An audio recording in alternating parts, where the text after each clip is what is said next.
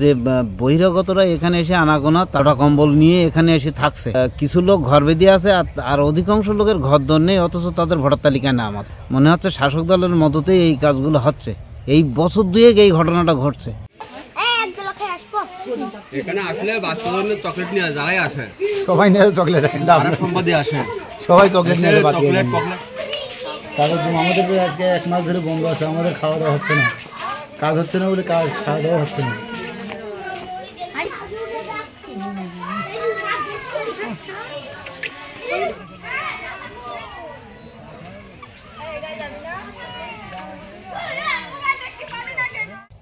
বলছি দাদা, আপনারই এই যে তার মানে আপনার যে পাট, হ্যাঁ, এখানে যে মাঠপাড়া এলাকা, এই মাঠপাড়া এলাকায় যে একটা বাংলাদেশি পাড়া গড়ে উঠেছে বলা যেতে পারে। এখানে প্রচুর বাংলাদেশি যারা এখানে বসবাস করছে, যাদের 2002 সালে ভোটার লিস্টে নাম নেই, কিন্তু 2025-এ যাদের নাম দেখা যাচ্ছে এবং দিনকে দিন বেড়েই চলেছে। এলাকার মানুষের বক্তব্য, এই এসআইআর চালু হওয়ার পরে আরও মানুষ এখানে এসে ভিড় করছে।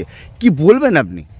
আপনার কথাটা একদম সঠিক, কারণ এ ব্যাপারে আমরাও দেখছি যে বহিরাগতরা এখানে এসে আনাগোনা তাদের মানে সব লটা কম্বল নিয়ে এখানে এসে থাকছে এবং এই পাড়ায় কিছু লোক ঘর বেঁধে আছে আর অধিকাংশ লোকের ঘর দর নেই, অথচ তাদের ভোটার তালিকায় নাম আছে। হ্যাঁ, এই এটা আপনার মনে হচ্ছে শাসক দলের মদতেই এই কাজগুলো হচ্ছে। এই বছর দুয়েক এই ঘটনাটা ঘটছে। ভোটার তালিকায় হু করে নাম উঠে যাচ্ছে। এরা কারা? এরা বহিরাগত বাংলাদেশি এরা। আচ্ছা, হ্যাঁ। কতজনের মতো? মিনিমাম 70 জন টন আছে। বাবা, তার মানে আমাদের যেটা শুনেছি, আমাদের যেটা বক্তব্য পেয়েছি যে একটা পাড়া গড়ে উঠেছে, তাহলে সঠিক? এটা সঠিক, একদম একটা পাড়া গড়ে উঠেছে। আপনার নাম? আমার নাম তারকচন্দ্র সরকার। আপনি কি করেন? আমরা, হ্যাঁ, ওষুধপালা বিক্রি করি। আচ্ছা, বলছি 2002 সালের লিস্টে আপনাদের নাম আছে? হ্যাঁ আছে, অনেকের আছে। আপনার আছে? আর 2002 সালের লিস্টে নাম আছে? আছে। হ্যাঁ, 2025-এর লিস্টে নাম আছে?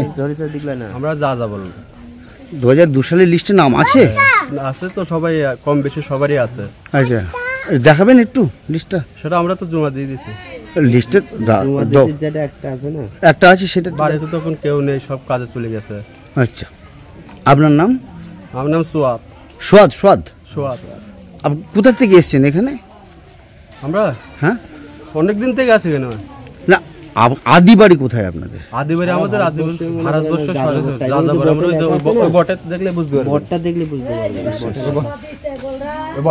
বটটা তুললে সব বুঝে নিতে পারবে। ঠিক আছে। দাদা, আপনাদের এই যে পাড়াটা, এই যে মাঠপাড়া, এখানে আমরা যেটা জানতে পেরেছি যে প্রচুর বাংলাদেশি তারা এখানে এসে বসবাস করছে এবং এই এসআইআর চালু হওয়ার পরে আরও ভিড় বাড়ছে এখানে, এবং যত দিন যাচ্ছে তত মানুষের ভিড় বাড়ছে এবং এরা অধিকাংশ সবাই বাংলাদেশি কলোনি গড়ে উঠেছে। কি বলবেন এই ব্যবসায়? এই বিষয়ে কি বলবো? এই বিষয়ে তো আমাদের সবই বিশাল অসুবিধা আমাদের পাড়ায়, থাকাই মানে খুব সমস্যা।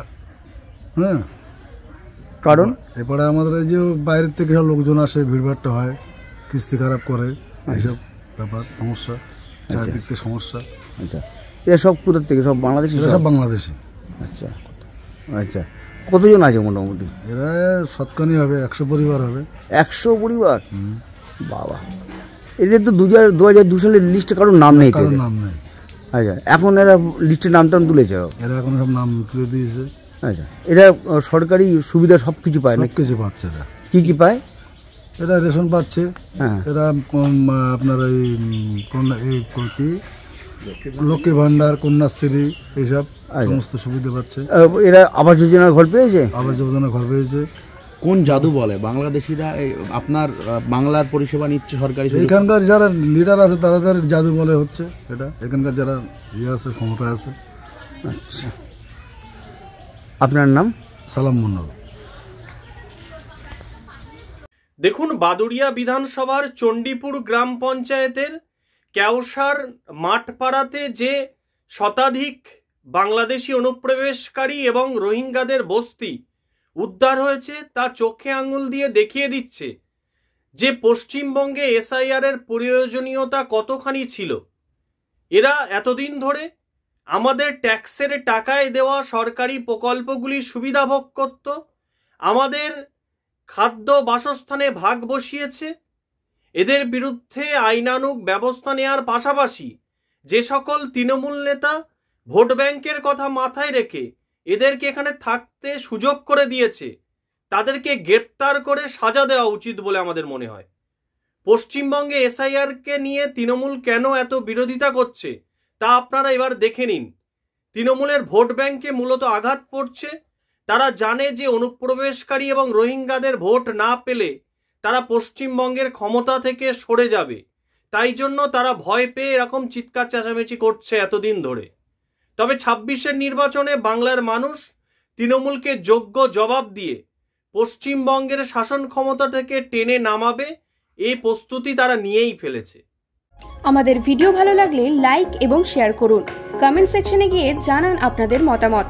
আরও ভিডিও পেতে আমাদের চ্যানেল সাবস্ক্রাইব করুন এবং প্রতি মুহূর্তে খবরের আপডেট পেতে প্রেস করুন বেল আইকন।